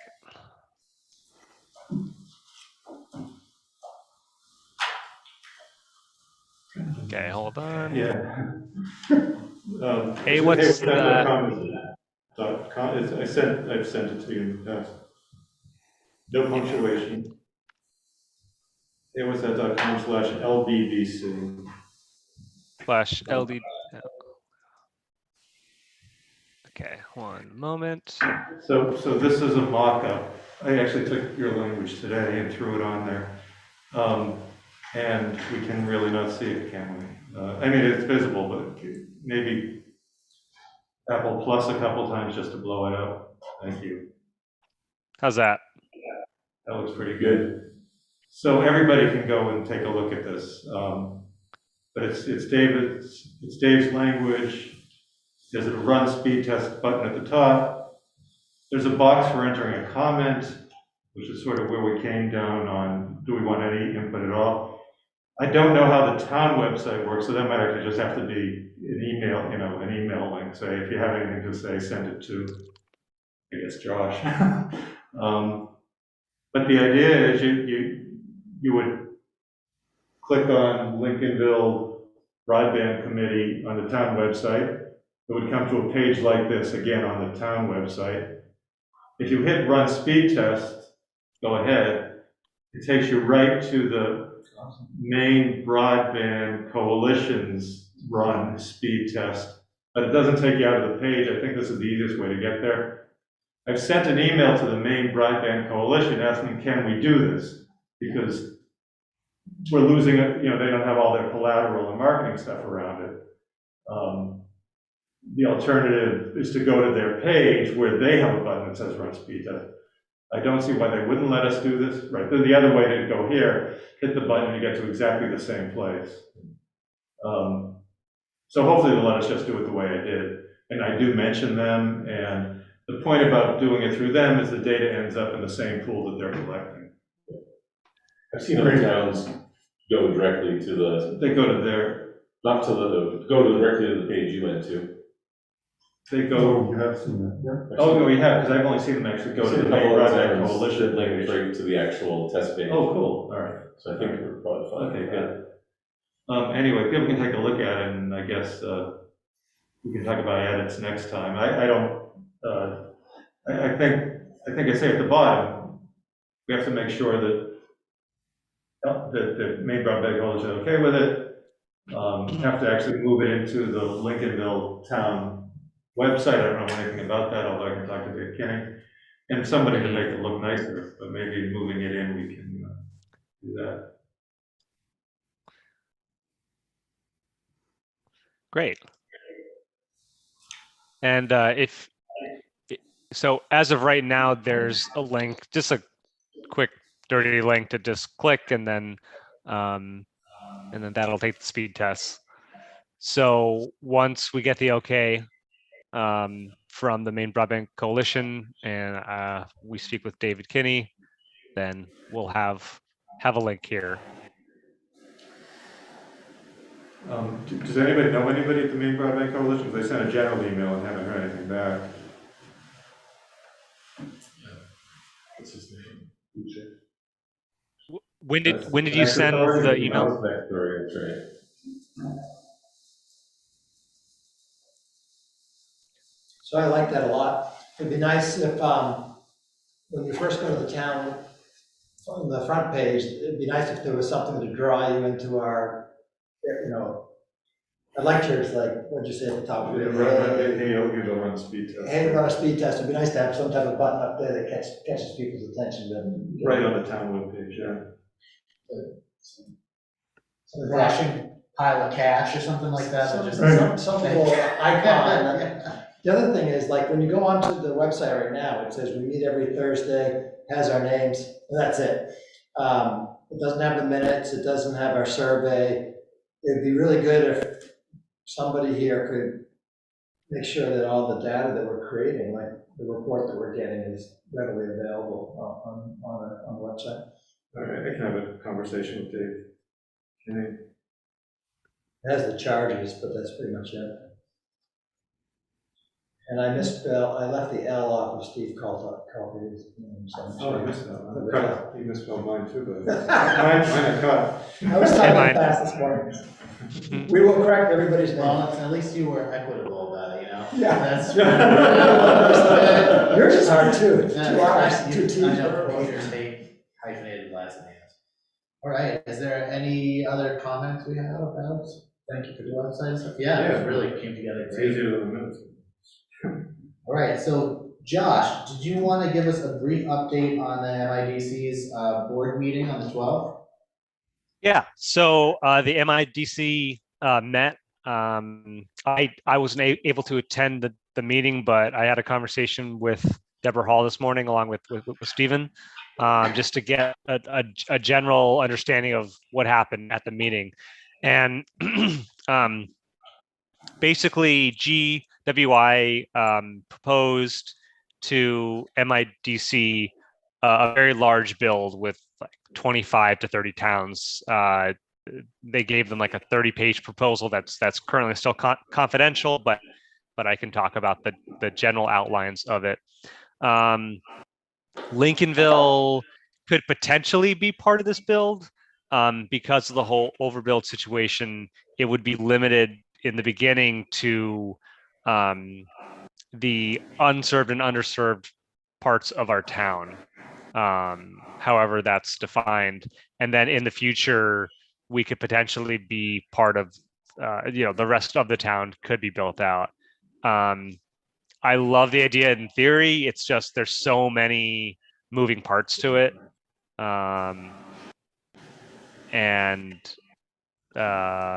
Yeah, Steven, anything else you want to add to that?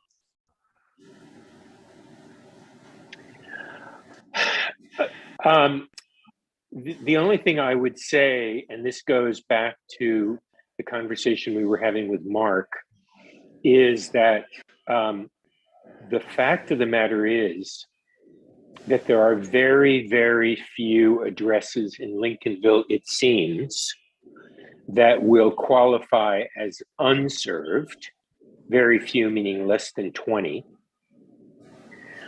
depending on whose data you look at. And so I really applaud this idea of Steve Hand's of driving and having our best take, because everything that we would do, whether it's with MIDC, whether it's with LCI, whether it's on our own, all of that depends on getting as accurate as possible a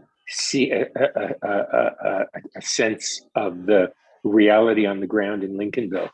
If we're talking about less than 20 homes, and we're talking about a roll up of 20 towns, I'm very pessimistic of where that would really get us in Lincolnville. I'm personally pessimistic of trying to get 20 towns to agree on anything. And I just feel that that's a very difficult task. And some of them are quite scattered.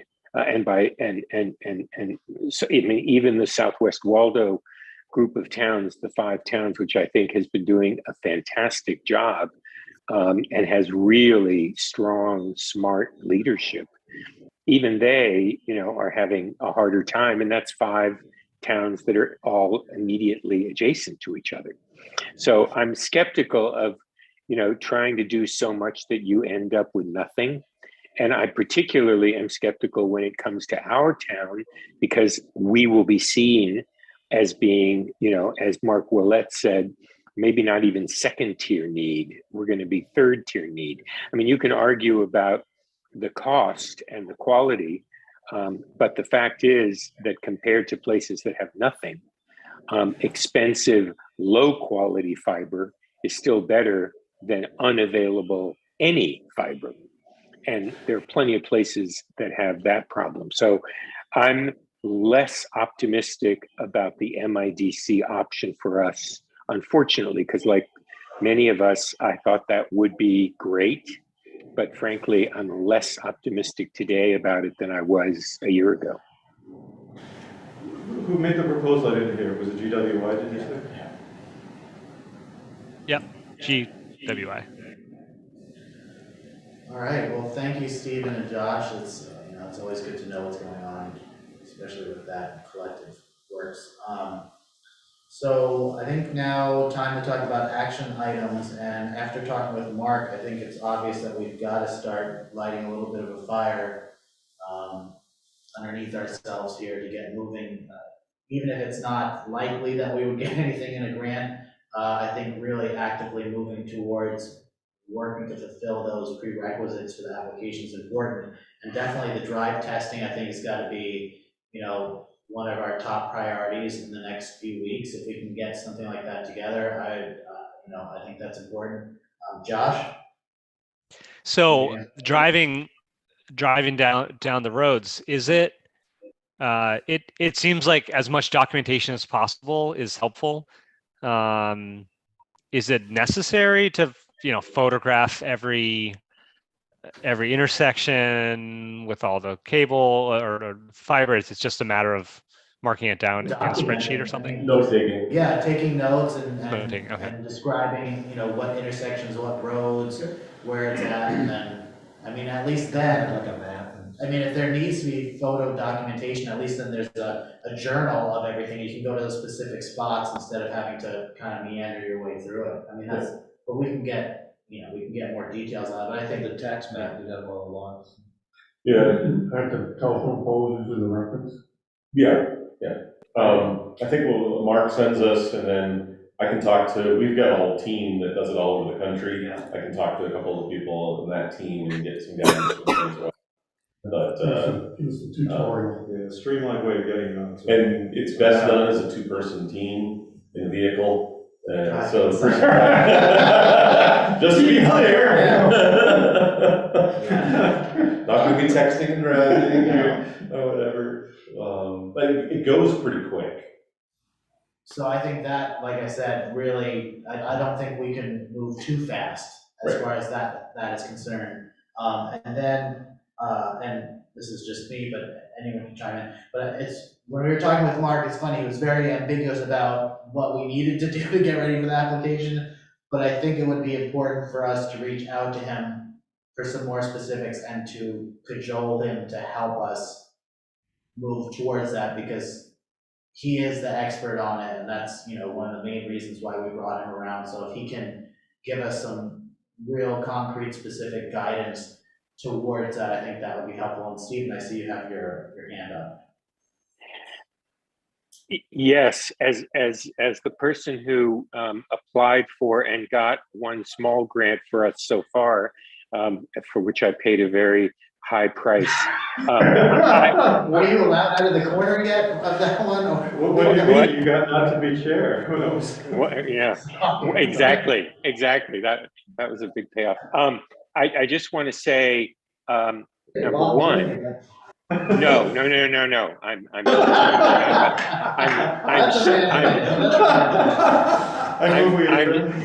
I'm sharing my experience, so the person who comes next can avoid some of the problems. But seriously, a couple of things. One is, he's absolutely right that while the deadlines are firm, quite often people don't get their application in time, and therefore there's actually less competition and more likelihood than you may think of getting these grants. That was the case, and that was why I went ahead and applied so quickly, because I figured, you don't have choices to make till you have choices to make. And if we got the grant, the Board of Selectmen could always refuse to accept it, which they came close to doing, but at least we had the option of saying.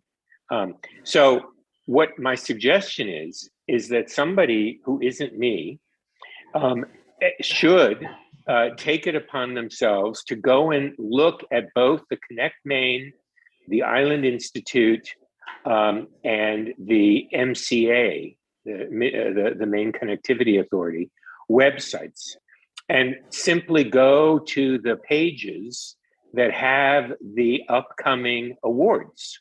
There is a calendar on each of those. If you go to the broadband section, it's not a big task. And we should, and I've said this before, we should keep a calendar of the application deadlines that are upcoming for various kinds of grants.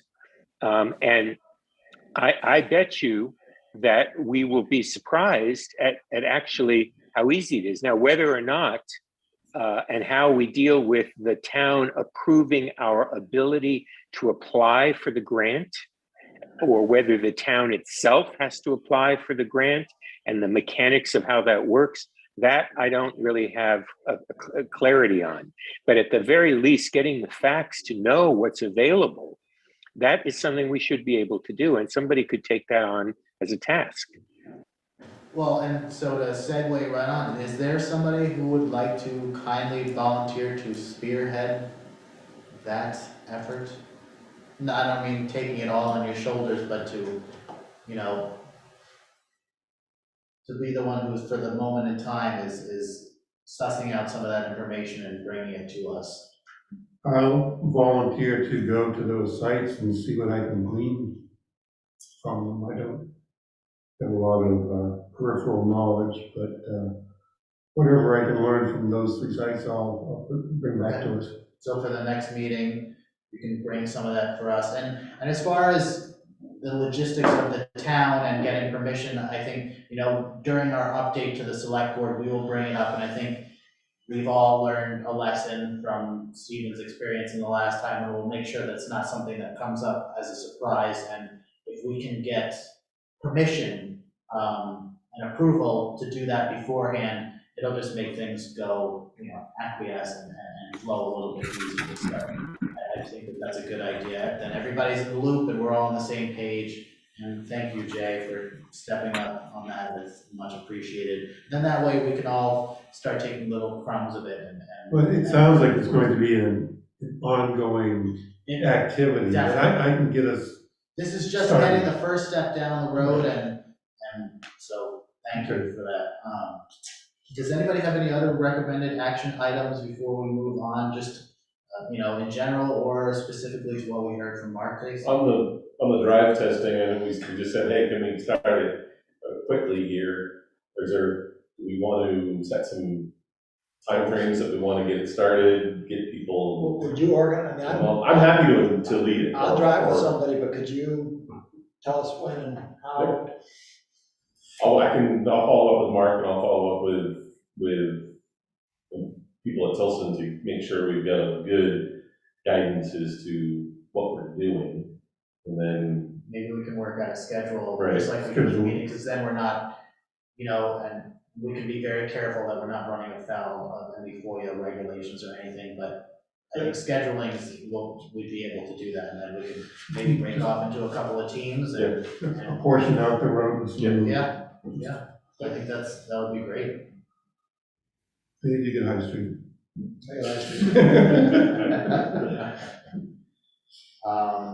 And so just actually before we move on from action items, have we set our next meeting date? We should probably do that. No, we have not. So we're going to be looking into May. And in 2 weeks, if we did it, that would be Cinco de Mayo, which would be the 5th of May, if we wanted to keep on a Thursday theme. How is it looking just roughly for everyone? I mean, I've got a commitment that night. Okay. Yeah, I'm driving back a long ways away that night, so I don't quite know when to get in. Okay. I'm wide open after that. So, what about the Tuesday or Wednesday, which would be the 3rd or the 4th that week? It might be tricky to go to a Tuesday or Thursday. Okay. Just because of what's going on with other towns. Yeah. Well, hold on. I can bring up the town of Lincolnville. But. We're talking about the first week of May, and now we will be talking about what looks like the second week of May. And I hope we wouldn't push it further than that. I mean, I know everybody's got 12th is good. The 12th is good. How does the 12th sound for everybody else? Good. That sounds good. The Conservation Commission meets at 4 p.m. on the 12th, but besides that, it's clear. Okay, so 6 p.m. And then Josh, will you reach out to David Kinney just to make sure that we can reserve that slot and we don't run afoul of any other timing? Yeah, sounds good. Okay. Let me add, is the way that perhaps a working group or something, if Steve Hand found out next week how to do the drive, is it possible to do anything about that before our next meeting, given the rules of I think so. I think so, but we can check with David just to make sure. But we won't be discussing or deliberating Yeah, nope. anything. talk about it. I'm fairly confident to think that that will be. So he could call each of us on the phone, give us instructions. Yeah, and you can even email a couple at a time, and I actually believe that you could email us all with a schedule. And again, as long as we're not deliberating or discussing something that has to do with decision-making that we should be doing in the public eye. But it's always good for all of us to be thinking in that mindset, hey, like, are we gonna be running afoul of this and correcting thusly? So there can't be enough of that consideration, for sure. Yes, scheduling is like the one thing we can do endlessly on joint emails. It's the only thing. So does anybody have any non-agenda items that they would like to bring up or discuss? Looks like I we're just all- Oh, sorry. I have just one thing, and it's listening to everything that happened in October and in November, and trying to figure out if we're going to be writing these grants and how they're done. I just want to say that the things I've heard is no more than 2 people can write them. Can't be written. It can be written with just less than a quorum, like 4 people of a 9 people committee. So I think we need to pin down that if we're going to start to write, perhaps, and have teams of people maybe writing. So I just want that I just want that in writing, I guess. And I think, and I'm not negating anything that you're saying, but we all have the ability to individually write what we want, and then what we will do, what I think would be good is to bring that into the meeting. We discuss that collectively as a group in the public meeting, and then we can create a unified application. Because that way we're just doing one big workshop and everybody can bring in their own version, so to say, or answers or input, and so we don't run afoul of it. We don't have to have. I mean, do we have a Google Doc in the meeting and just plug everything in or something? Okay. Right, thank you so much. Because that would be during a public meeting, so that should be fine. It's just nothing to be spread around between us unless we're discussing it publicly. So if it's, us pulling up a document on the screen and co-editing it, that's not gonna be a problem. In fact, it's really the only way to do it while we have this format. So it's kind of, luckily, like, saved ourselves from ourselves. So everyone is more than free, and that's why I want to, get this all lined up, find out what are the issues, what are the topics we need to talk about and write about. We can all individually work on that at home, and then we'll bring that in, workshop it as a group, make edits as a group, and then that way everybody has participated, including the public, and put in their opinions. If that's, I hope that addresses what you're. Okay, that's fine. Yep. Okay. Thank you. Yeah. So if there's not anything else, I will entertain a motion to adjourn. I move to adjourn. I second. Seconded by Jay and Arlene. Is there any discussion? All right, Stephen, what is your vote? I take that raised hand. Yes. Yes. Josh? Yes. Arlene? Yes. Stephen Han? Yes. Jay? Yes. Mike? Yes. And I vote yes. Thank you guys so much for a great meeting. Very much, everybody. And I hope you all have a great night, and we'll see you in a few weeks. Thanks.